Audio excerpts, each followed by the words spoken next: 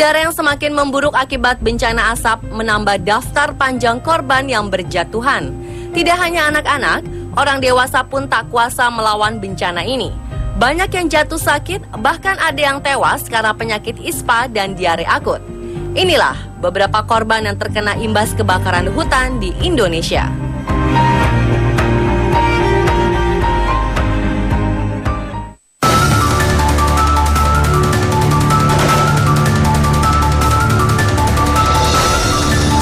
Asap yang semakin sering dihirup membuat kesehatan warga semakin memburuk. Tidak hanya anak-anak, orang dewasa pun akhirnya berjatuhan. Seperti yang dialami ibu bernama Siti Alfisah ini. Dia terbaring lemas di ruang instalasi gawat darurat RSUD Dr. Doris Silvanus Palangkaraya, Kalimantan Tengah. Melihat ibunya terbaring lemas, Taufik yang masih berusia 5 tahun menangis histeris di pelukan ayahnya. Sang ayah yang juga masih dalam keadaan bingung pun akhirnya berusaha menenangkan anaknya sambil memperhatikan tim medis yang sedang merawat istrinya. Sebagai pertolongan pertama, tim medis memasangkan alat oksigen ke bagian hidung korban. Setelah 15 menit kemudian, korban baru sadar. Tim medis pun memeriksa keadaan sang ibu untuk mendapatkan perawatan intensif.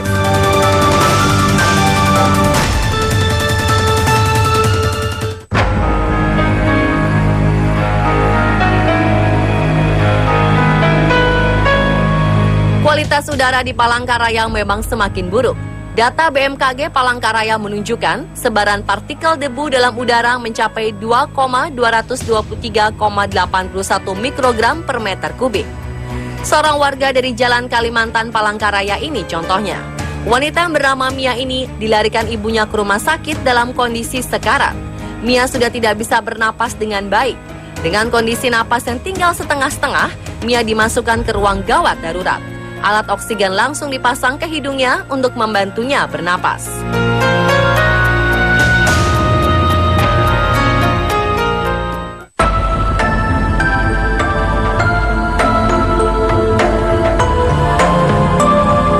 Kabut asap yang mencekik warga pun menelan korban jiwa. Seorang bayi berusia 1 tahun 3 bulan tidak sanggup lagi melawan penyakit infeksi saluran pernafasan akut yang dideritanya. Bayi bernama Arika Fatinah Ramadhani ini akhirnya menghembuskan nafas terakhirnya di Rumah Sakit Siti Hadijah, Palembang. Orang tuanya sempat melarikan dia ke rumah sakit dan bayi malang ini pun sempat mendapatkan penanganan medis selama 2 jam di ruang ICU. Namun sayang, usaha tim medis tidak bisa menyelamatkan nyawa Arika. Arika sebelumnya baik-baik saja. Keluarga bahkan sempat mengajak Arika berpergian ke rumah neneknya di Sila Beranti, seberang Ulu 1, Palembang hari Sabtu. Namun sepulangnya dari sana, Arika menderita batuk-batuk. Keesokan harinya, batuk Arika semakin parah hingga harus dilarikan ke rumah sakit. Namun Arika hanya bisa bertahan selama 2 jam di ruang ICU dan akhirnya meninggal.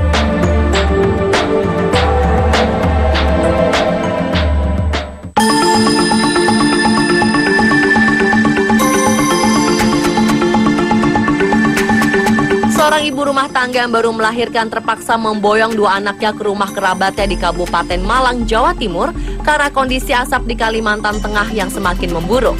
Ibu muda bernama Anggita Larasati ini takut kondisi kesehatan anak-anaknya semakin memburuk jika terus tinggal di perumahan Borneo, Kecamatan Jekanraya, Palangkaraya, Kalimantan Tengah.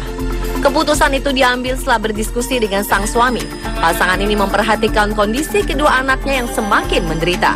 Apalagi salah satu anaknya lahir pada saat bencana asap terjadi. Setelah usia anak keduanya mencapai 40 hari, pasangan keluarga muda ini pun mengungsi ke Pulau Jawa. 2 minggu berada di Pulau Jawa, sesak nafas yang diderita bayinya yang baru lahir berangsur hilang. Melihat keadaan bayinya yang semakin baik, sang suami Muhammad Habibi kembali ke Palangkaraya. Namun dia tetap meninggalkan anak dan istrinya di Pulau Jawa hingga keadaan normal.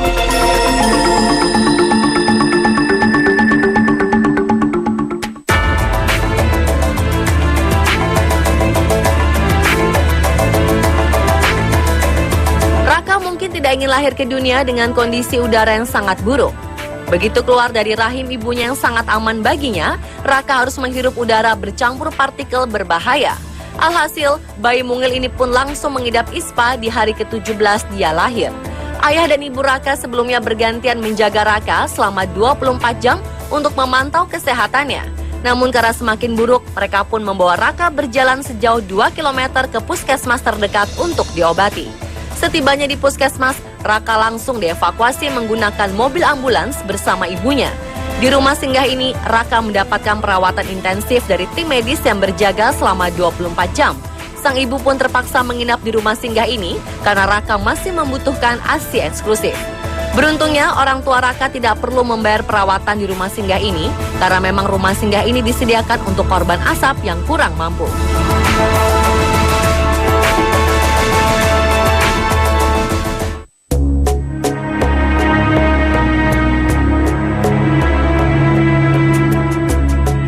Kabut asap terus memakan korban. Warga yang sebelumnya sehat saja bisa jatuh pingsan karena berbulan-bulan menghirup udara beracun, apalagi jika warga tersebut menderita penyakit asma. Muhammad Iqbal Hali, warga Jalan Tuah Karya Kecamatan Tampan, Pekanbaru, tidak bisa lagi menahan sakit dan akhirnya meninggal dalam perjalanan ke rumah sakit. Setelah berbulan-bulan menghirup asap, Muhammad Iqbal yang juga menderita sakit asma tiba-tiba tumbang sepulang dari kerja. Keluarga sempat melarikannya ke rumah sakit, namun nyawanya tidak tertolong lagi dan meninggal di perjalanan. Almarhum pun langsung dimakamkan di TPU Cipta Karya, Pekanbaru oleh keluarganya.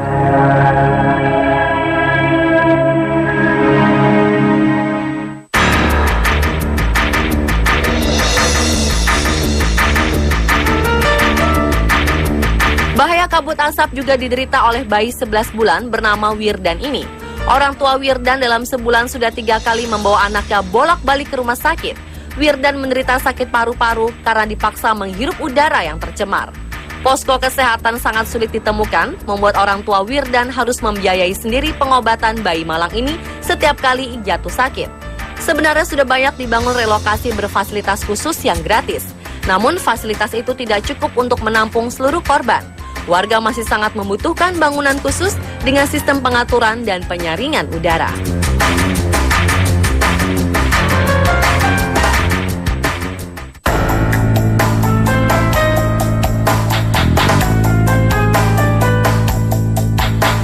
Banyaknya korban yang berjatuhan membuat tim medis di rumah sakit, puskesmas, dan posko-posko darurat kewalahan menerima pasien.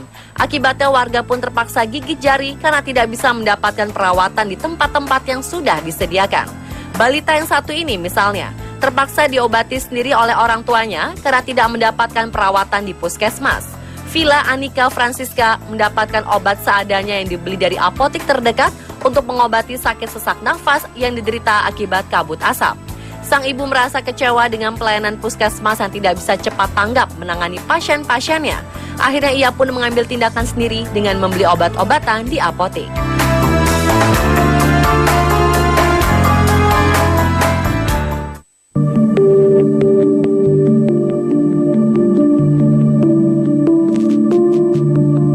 Yesi Marcella, ibu muda ini harus rela melepaskan putri kesayangannya, Ratu Agnesia, untuk selama-lamanya. Bayi berusia 1 bulan 15 hari ini meninggal dunia karena tidak bisa melawan penyakit yang dideritanya. Awalnya orang tuanya membawa Ratu Agnesia ke rumah sakit karena penyakit ispa yang tak kunjung sembuh. Selain itu, kondisi Ratu juga semakin lemah karena diare akut yang membuat tubuhnya semakin kekurangan cairan. Bayi mungil ini akhirnya menghembuskan nafas terakhir di rumah sakit. Karena berita yang beredar, rumah sakit akhirnya mengklarifikasi bahwa Ratu Agnesia tidak meninggal karena ispa, melainkan diare akutlah yang merenggut nyawa Ratu. Namun diare akut ini juga bersumber karena kabut asap yang sudah mencemari air dan makanan yang dikonsumsi.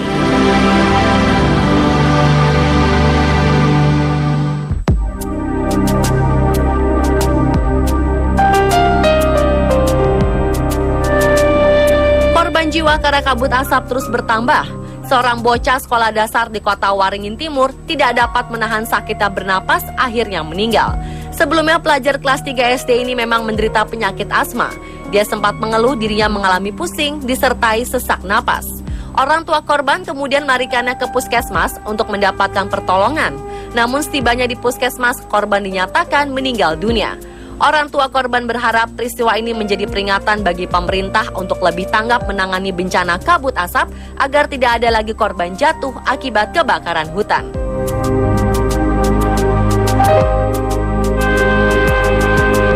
Pemirsa Pemirsa, itulah beberapa korban asap yang menderita akibat bencana kabut asap yang dihasilkan karena kebakaran hutan. Mereka hanyalah segelintir dari ribuan korban yang hingga kini masih terus berjuang hidup di tengah kepungan asap. Semoga orang-orang yang bertanggung jawab atas bencana ini segera diproses dalam hukum dan dikenakan sanksi berat agar menimbulkan efek jera.